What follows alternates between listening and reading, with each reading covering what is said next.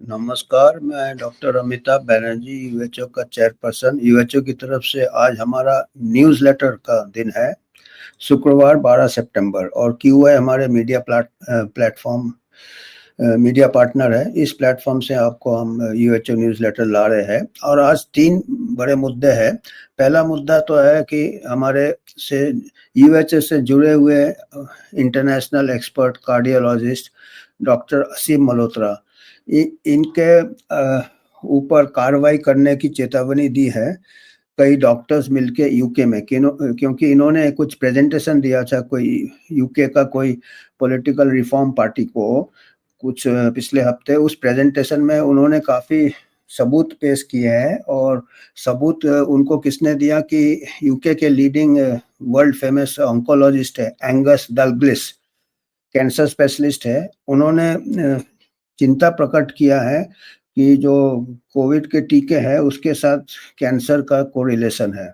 कई उन्होंने अपने केस से, अपने प्रैक्टिस से बताया है और उन्होंने असीम मल्होत्रा ने उनको कोट किया है। और अभी कई डॉक्टर, कई प्रोफेशनल ग्रुप्स, कई ये अभी इनके अगेंस्ट आ गए हैं, तो इसके ऊपर हम बाद में बात करेंगे विस्तार से। दूसरा समाचार है कि ऑस्ट्रेलिया में एक जानवर है, वो केओला नाम है उसका हम फोटो बताएंगे। वो जानवर, हाँ, ये जानवर को थोड़ा एंडेंजर्ड स्पीसीज में है, मतलब इनकी संख्या कम हो रही है, तो इनके लिए वैक्सीन बनाया है।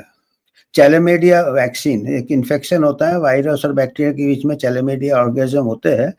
उनके लिए जो मेन मुद्दा ये है कि इस वैक्सीन को उन्होंने 10 साल तक सेफ्टी और एफिकेसी के लिए टेस्ट किया है।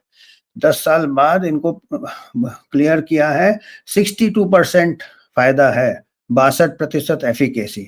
तो मेरे को इसलिए मैं इसको पेश कर रहे हैं हम, क्योंकि हम बताने के लिए कि जानवर की भी इतनी केयर लेते हैं कि सेफ्टी के लिए जानवर का वैक्सीन आज के तारीख में भी 10 साल में बन रहा है और इंसानों का वैक्सीन तो 1 साल में बन रहा है। और आपको याद होगा कि 1 साल में जो वैक्सीन बने थे महामारी के दौरान, उनको तो 1 साल में बन भी गए, सेफ एंड इफेक्टिव, 110% सेफ, और 90% से नीचे तो कोई क्लेम ही नहीं कर रहा था। जितने भी मैन्युफैक्चरर थे सब कह रहे थे कि हमारा 90% 1 साल में। और अभी ये ऑस्ट्रेलिया का न्यूज़ है कि वेटनरी वैक्सीन उनको 10 साल में बनाया 62% इसमें। ये खाली मैं ऐसे तुलना के लिए मैंने ये रखा है कि इससे पता चलता है कि आजकल आदमियों को ज़्यादा का क्या ये है, रिसर्च कितना फास्ट हो रहा है आदमियों में। और तीसरा मुद्दा है कि अभी जो पिछले हफ्ते न्यूज़ है, यूविन एक प्लेटफॉर्म है। यूविन प्लेटफॉर्म में गवर्नमेंट ऑफ इंडिया ने बोला है 1 अप्रैल 2026 को यूविन प्लेटफॉर्म लागू हो जाएगा और उसमें क्या है कि कोई भी बच्चा को टीका नहीं छूटेगा। तो उसके ऊपर हम थोड़ा बातचीत करेंगे कि अच्छी बात है अगर आपने डिजिटल प्लेटफॉर्म बनाए हैं, पर उसको अच्छे से और क्या उपयोग कर सकते हैं उसके बारे में हम बताएंगे। अभी पहला समाचार में हम आ रहे हैं कि डॉक्टर असीम मल्होत्रा, जिन्होंने कि हमारे साथ काफ़ी यूएचओ के साथ काफ़ी जुड़े हुए हैं, और हमारे जो इनॉग्रेशन हुआ था 7 फरवरी 2023 को न्यू दिल्ली में, वहाँ पे ये आए थे। देखिए ये डॉक्टर असीम मल्होत्रा है, ये जो डीए के पीछे जो खड़े हैं सबसे लंबे, वो डॉक्टर असीम मल्होत्रा है। उनके दाहिने तरफ डॉक्टर पीटर मकलो है, ये अमेरिका के चीफ कार्डियोलॉजिस्ट, काफ़ी रिनोन्ड कार्डियोलॉजिस्ट है अमेरिका के डॉक्टर पीटर मकलो, जिनका कि अभी टेस्टिमोनी काफ़ी दिया है उन्होंने। काफ़ी ये पार्लियामेंट में, अमेरिकन सीनेट में, यूएस सीनेट में उनके काफ़ी अभी टेस्टिमोनी नोट किए गए थे ये एक्सपर्ट के। डॉक्टर पीटर मकलो ये भी हमारे साथ जुड़े हुए यूएचओ के साथ। और डॉक्टर पीटर मकलो के राइट में डॉक्टर जॉन लीक है, जो कि एक राइटर है और उन्होंने काफ़ी लिखा है कोविड के ऊपर। पीटर मकलो के साथ उन्होंने किताब लिखा है। और असीम मल्होत्रा के बाएं तरफ हमारे पत्रकार है डॉक्टर प्रकाश भोड़े, उन्होंने भी काफ़ी ये किए थे महामारी के दौरान। उन्होंने काफ़ी जो हो रहे थे उसके विरोध किए थे, जो लॉकडाउन और इसके। और ये डॉक्टर मिस्टर आशुतोष पाठक है, ये हमारे चीफ एडिटर है क्यूआई के, और इनकी स्टाफ है मीनाक्षी। तो ये हमारे साथ संपर्क है अभी भी यूएचओ से, अभी डॉक्टर असीम मल्होत्रा है, व्हाइट हाउस के भी एडवाइजर है, मेक अमेरिका हेल्दी के ये व्हाइट हाउस के एडवाइजर है, और हमारे को कभी कभी संपर्क करते हैं यूएचओ के, यूएचओ कुछ शोध करके उनको कुछ इन्फॉर्मेशन चाहिए होता किसी बारे में, तो हम लोग अपना रिसर्च करके डॉक्टर असीम मल्होत्रा को देते हैं, वो व्हाइट हाउस को एडवाइस कर रहे हैं। तो उनको अभी ये बहुत ही ये होनहार कार्डियोलॉजिस्ट है, और इन्होंने काफ़ी सालों से इन्होंने फार्मा को ऊपर नज़र रखा है, और इनका मेन ये है कि जो कोलेस्ट्रॉल लोअरिंग ड्रग स्टैटिन, उसके ऊपर भी इन्होंने बहुत रिसर्च किया और बहुत इन्होंने पुश बैक किया है कि अननेसेसरी स्टैटिन, वो एक अलग बात है। इसके बाद जहाँ तक कोविड वैक्सीन का है, ये नॉर्मल मेन स्ट्रीम डॉक्टर है और काफ़ी ये रिप्यूटेड डॉक्टर है, कई अवार्ड्स मिले इनको, यूके गवर्नमेंट ने कई अवार्ड्स दिए हैं, और इन्होंने शुरू में जब महामारी नया नया वैक्सीन रोल आउट हुआ रहा, इन्होंने खुद टीवी में आके वैक्सीन प्रमोट किया, खुद भी इन्होंने वैक्सीन लिया, वैक्सीन प्रमोट किया, पर इनमें मॉरल करेज है, क्योंकि शुरू में जितने डॉक्टर, जितने सीनियर लेवल, जूनियर लेवल में जिन्होंने वैक्सीन प्रमोट किया, उनके पास अभी मॉरल करेज नहीं है कि अगर उनको पता चलता है कि कुछ दुष्प्रभाव हो रहा है तो सामने आके बोले। ये इतना इन्होंने मॉरल करेज है कि जब उन्होंने देखा कि इसका दुष्प्रभाव हो रहा है, फिर इनके खुद के पिताजी को देखा कि बिल्कुल फिट थे, और टीका लेने के बाद उनको पूरा ब्लॉकेज हो गया पूरा, और ये खुद कार्डियोलॉजिस्ट है, तो ये पूरा लिंक कर पाए कि ये बिल्कुल टीके लेने के पहले इनके जितने आर्टरीज थे हार्ट के सब क्लियर थे, और इतने जल्दी किसी को ब्लॉक नहीं होता है नेचुरल। तब से इनको ये और भी फिर इन्होंने शोध किया, और तब से ये बहुत रिसर्च किया इन्होंने, और तब से ये वैक्सीन के दुष्प्रभाव के ऊपर पूरा दुनिया को चेतावनी देने की कोशिश कर रहे हैं। और फरवरी 2023 में जब आए थे, ये इंडिया आए थे, तभी भी इन्होंने लेख लिखा था इकोनॉमिक टाइम्स में, हमारे यूएचओ के मेंबर्स भी थे उसमें, और डॉक्टर असीम मल्होत्रा ने इंडियन गवर्नमेंट को कॉशन किया था, सावधान रहने के लिए कहा था कि ये जो कोविशील्ड वैक्सीन जो हमारे देश में लगा है, वो तो यूरोप में सस्पेंड हो गया था, उसके साइड इफेक्ट्स ज़्यादा थे, और उनका इकोनॉमिक टाइम्स में भी उनका ये है, इंडियन गवर्नमेंट को कॉशन किया था। और उसी लेख में इकोनॉमिक टाइम्स में, जिसमें डॉक्टर असीम मल्होत्रा ने बोला था कि यह वैक्सीन नहीं देना चाहिए, डॉक्टर संजय राय ने भी प्रिकॉशन के लिए बोला था कि इंडिया को अभी सावधानी से चलना चाहिए। और तो इनके अगेंस्ट अभी ये है कि हमारा कहना है कि यूएचओ ये कहता है कि अगर इनके अगेंस्ट क्यों कार्रवाई की जा रही है, क्योंकि इन्होंने जो बताया है कि कोविड वैक्सीन से कैंसर का रिस्क है, और इनको जो ये इन्फॉर्मेशन दिया है, ये इन्फॉर्मेशन जो कैंसर स्पेशलिस्ट है, डॉक्टर प्रोफेसर एमेरिटस है वो एंगस डगलस, उन्होंने दिया है, और उनको उन्होंने कोट किया है। ये देखिए, ये पूरे हमारे इंटरनेशनल कॉन्फ्रेंस में आए थे, ये पूरे बाहर से डेलीगेट्स ऑल इंडिया से आए थे, सब नेशनल इंटरनेशनल लेवल के।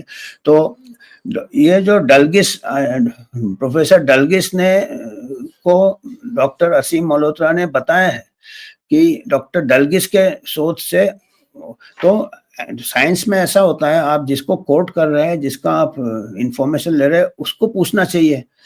और इनके अगेंस्ट अभी जनरल मेडिकल काउंसिल जो है उनका, जैसे हमारा एनएमसी होता है, सब डॉक्टर लोग ने पेटिशन दिया है, और ये ब्रिटिश मेडिकल जर्नल में इसको छापा है कि डॉक्टर असीम मल्होत्रा के, ये देखिए, act after doctor link covid vaccine to cancer in royal family, ये बात मैं बताने भूल गया, इंपॉर्टेंट था। डॉक्टर असीम मल्होत्रा ने कहा कि अभी रॉयल फैमिली जो है, इंग्लैंड का जो क्वीन का फैमिली है, रॉयल फैमिली जो है, मोनार्की है, उसमें कुछ कई सदस्यों को कैंसर हो गया है जल्दी जल्दी, कुछ ऐसे।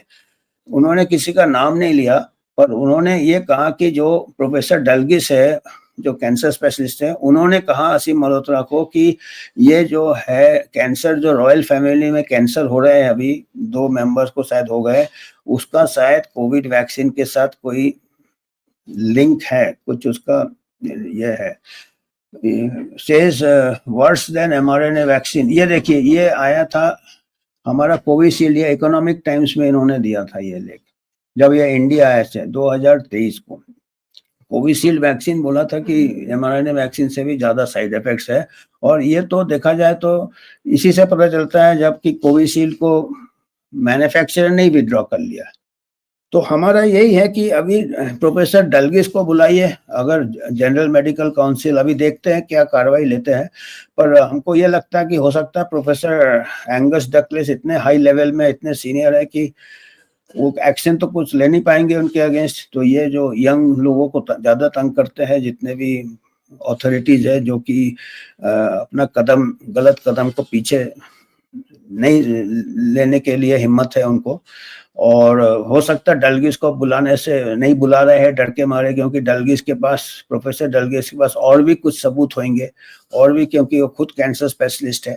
तो ऐसे काफ़ी मेन स्ट्रीम मीडिया इसको काफ़ी ये कर रहा है, तो विरोध कर रहा है इनका, डॉक्टर असीम मल्होत्रा को विरोध कर रहा है, इनको टारगेट किया है। तो ये हम देखेंगे अभी क्या होता है, आपको बताते रहेंगे कि इनके अगेंस्ट, क्योंकि ये तो हमारे साथ डायरेक्टली जुड़े हुए हैं, तो जैसे जैसे अपडेट आएगा हम अगले न्यूज़लेटर में बताएंगे। और दूसरा समाचार बड़ा दिलचस्प वाला है, क्योंकि इसमें ऑस्ट्रेलिया ने world single dose chlamydia vaccine, endangered koala, वो कोई इन्फेक्शन होता है इनको, संक्रामक कोई बीमारी है, उसके लिए 10 साल लिया उन्होंने वैक्सीन बनाने में। तो हमको यही कहना है कि आज के तारीख में भी आप जानवरों के लिए 10 साल ले रहे हो और इंसानों के लिए 1 साल ले रहे हो, तो ये जरा आम आदमी को सोचने वाली बात है, ये कॉमन सेंस वाली बात है। और ये तो खैर हमने बता दिया, कोविशील्ड का हो गया। दूसरा हमारा यही समाचार था, और ऐसे कहने को वो बोलेंगे नहीं नहीं हमारे टेक्नोलॉजी है और ये है, तो ये दूसरा समाचार इतना ही बताना था हमको कि जानवरों का वैक्सीन भी आज के तारीख में 10 साल ले रहा है, नया वैक्सीन, और हमारा तो पूरा नया टेक्नोलॉजी से 1 साल के अंदर बन गया। और तीसरा समाचार है, अभी प्रिंट मिंट में आया है कि इंडिया जो डिजिटल टेक्नोलॉजी है वो यूविन एक प्लेटफॉर्म करेगा, जैसे कोविन प्लेटफॉर्म था, कोविड में सबको टीका लगा, सबका आधार कार्ड, ऐसे ही ये बच्चों के लिए एक यूविन प्लेटफॉर्म कर रहा है, जिससे कि कोई भी बच्चे का कोई टीका नहीं छूटेगा, जो भी बचपन में टीके लगते हैं। तो इतना ही बता रहे हैं इस प्लेटफॉर्म में, इतना बता रहे हैं ये। पर हमारा यूएचओ का ऐसा है कि इसमें ये जो सुप्रीम कोर्ट ने जो जजमेंट दिया था जेकब पुलियल और यूनियन ऑफ इंडिया का जो पब्लिक इंटरेस्ट लिटिगेशन पे, सुप्रीम कोर्ट ने जजमेंट दिया था कि किसी को फोर्स नहीं कर सकते। तो हमको यही है कि इसको देखा जाए कि वैक्सीन हमेशा वॉलंटरी होना चाहिए, मैंडेट नहीं होना चाहिए। बेशक यूविन में आप फॉलो करो तो अच्छी बात है, कुछ लोग उनको समझाओ। फिर एफिडेविट भी दिया था गवर्नमेंट ने कि भाई किसी को जबरदस्ती नहीं है वैक्सीन लेने में, तो ये तो पोजीशन क्लियर हो गया। और ये पोजीशन क्लियर होने से फायदा क्या है कि आपके पास कुछ लोग बच्चे होंगे जिन्होंने वैक्सीन नहीं लिया, कुछ लोग होंगे जिन्होंने वैक्सीन लिया, तो दोनों का लॉन्ग टर्म इसी प्लेटफॉर्म में आप दुष्प्रभाव को भी कंपेयर कर सकते हो। क्योंकि अभी देखिएगा अमेरिका में एक विवाद चल रहा है सीनेट में, कोई हेनरी, ये विवाद चल रहा है, वैक्सीन अनपब्लिश स्टडी, कई सालों का, कई लास्ट डेटा 18,000 के ऊपर बच्चों का लास्ट डेटा सेट है, एक हेनरी फोर्ड हेल्थ स्टडी किया था। उनमें पाए गए थे कि जो वैक्सीनेटेड बच्चे हैं और अनवैक्सीनेटेड बच्चे हैं, वैक्सीनेटेड बच्चों में कई लॉन्ग टर्म बीमारियों के संभावना ज्यादा था, जैसे एजमा हुआ, एलर्जिक रिएक्शन हुआ, और तरह तरह की बीमारियां, जो कि वैक्सीनेटेड में ज्यादा था, अनवैक्सीनेटेड में कम था। तो इसके ऊपर विवाद चल रहा है, और ये स्टडी पब्लिश नहीं हुआ था, पीयर रिव्यू ने पब्लिश नहीं है, तो लोग इसके ऊपर सीनेट में जो मेन ऑथर है उसने स्टडी पब्लिश नहीं किया। लोग कहते हैं कि इसलिए नहीं पब्लिश किया कि उसका कैरियर खतरे में हो जाता। तो जो भी है, हमको इतना ही है कि हम इसके ऊपर ज्यादा टिप्पणी नहीं देंगे, क्योंकि हमको पूरा डिटेल नहीं मालूम है स्टडी सही है या गलत है, इसके ऊपर हम टिप्पणी नहीं करेंगे। पर हम इतना बताएंगे कि अगर अभी गवर्नमेंट ऑफ इंडिया यूविन प्लेटफॉर्म कर रहा है, ये बहुत अच्छा मौका है कि आप खाली यही नहीं देखना है कि कौन सा बच्चे का वैक्सीन छूटता है, आप ये भी देखिए कि कोई दुष्प्रभाव तो नहीं हो रहा है, तो उसमें रियल टाइम में मॉनिटरिंग होना चाहिए। क्योंकि डिजिटल प्लेटफॉर्म में इमीडिएटली एडवर्स इवेंट्स जो है दुष्प्रभाव होते हैं, क्योंकि हमारे ऐसे ही एडवर्स इवेंट्स फॉलोइंग इम्यूनाइजेशन बहुत कमजोर है। तो दुष्प्रभाव होंगे या नहीं होंगे, हमारा वैक्सीन का बेनिफिट भी पता चलेगा और वैक्सीन का एडवर्स इवेंट भी पता चलेगा। उससे हमको इम्पोर्टेंट होगा रिस्क बेनिफिट कैलकुलेशन करने। तो हम यूएचजी की तरफ से ये बनना चाहते हैं कि यूएन प्लेटफॉर्म में इसको भी इनबिल्ट करना चाहिए। इमीडिएटली एडवर्स इवेंट्स को investigation and reporting in public domain, क्योंकि ये जैसे स्टडी अभी विवाद नहीं होना चाहिए, क्योंकि आजकल डेटा ट्रांसपेरेंसी होगा तभी लोगों को पब्लिक ट्रस्ट होगा। एक ये होना चाहिए, दूसरा होना चाहिए कि डिजीज का भी पूरा इंफॉर्मेशन होना चाहिए यूएन प्लेटफॉर्म में। कौन सा डिजीज कहाँ पे है, उस हिसाब से वैक्सीनेशन दिया जा रहा है या अंधेरे में तीर फेंका जा रहा है। ये इसलिए हम बता रहे हैं, हमने पहले भी रिपोर्ट किया है कि जापानीज एन्सेफेलाइटिस का वैक्सीन शहरों में दे दिया है, पूना शहर में दिया है 10 लाख को, जहाँ पे जापानीज एन्सेफेलाइटिस का कोई चांस ही नहीं है। 10 साल में एक भी मौत नहीं हुआ है, वहां पे 10 लाख बच्चे को दिया है, तो ये गलत है। ये भी यूएन प्लेटफॉर्म में होना चाहिए कि आपने क्या वैक्सीन दिया और जिस वैक्सीन जिस डिजीज से बचने के लिए दिया, जिस इन्फेक्शन या संक्रामक रोग से, उसका क्या डेटा है उस एरिया में, तो उसका जस्टिफिकेशन अपने आप यूएन प्लेटफॉर्म में आ जाना चाहिए।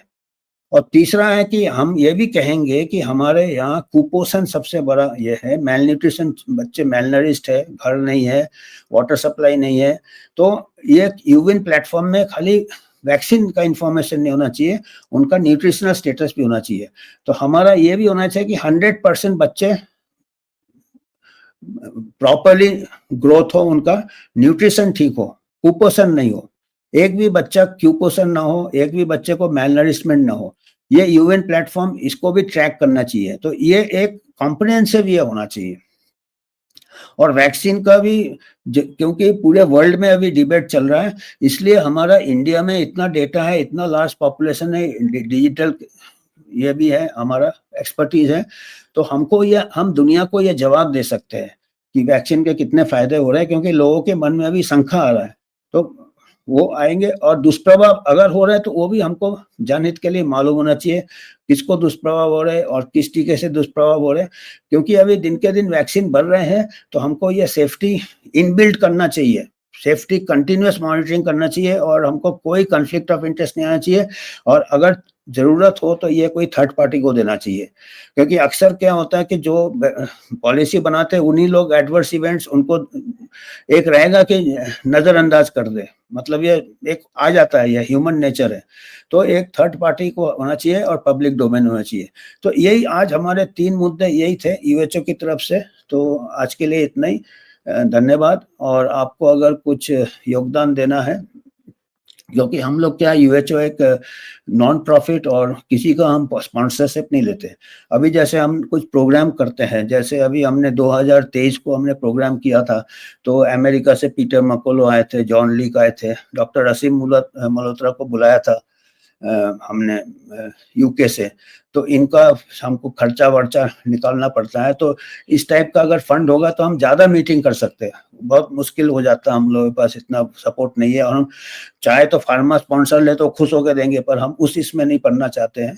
तो हम इसलिए चाहते हैं कि क्राउड फंडिंग से हो, और ऐसे हम कनेक्ट हो रहे हैं, इंटरनेशनल एक्सपर्ट से कनेक्ट हो रहे हैं। हम असीम मल्होत्रा से कनेक्टेड है, पीटर मैकुलर से कनेक्टेड है, वो व्हाइट हाउस को भी एडवाइस दे रहे हैं, यूके में दे रहे हैं। और कंट्रोवर्सी हो रहा है, वो तो होंगे कंट्रोवर्सी, क्योंकि हम लोग इन्हें गुने ही है, पूरे एक एक कोने में एक एक ऐसे लोग हैं, चार पांच लोग, यूएचओ के 10 मेंबर है तो उधर कुछ लोग हैं, ऐसे करके। पर इतना अगर हो रहा है, कम से कम आवाज सुनी जा रही है हमारी, और ऐसे करके ही थोड़ा बहुत स्पीड ब्रेकर लग सकता है अपने जनहित के लिए। तो आज के लिए इतना ही है, धन्यवाद।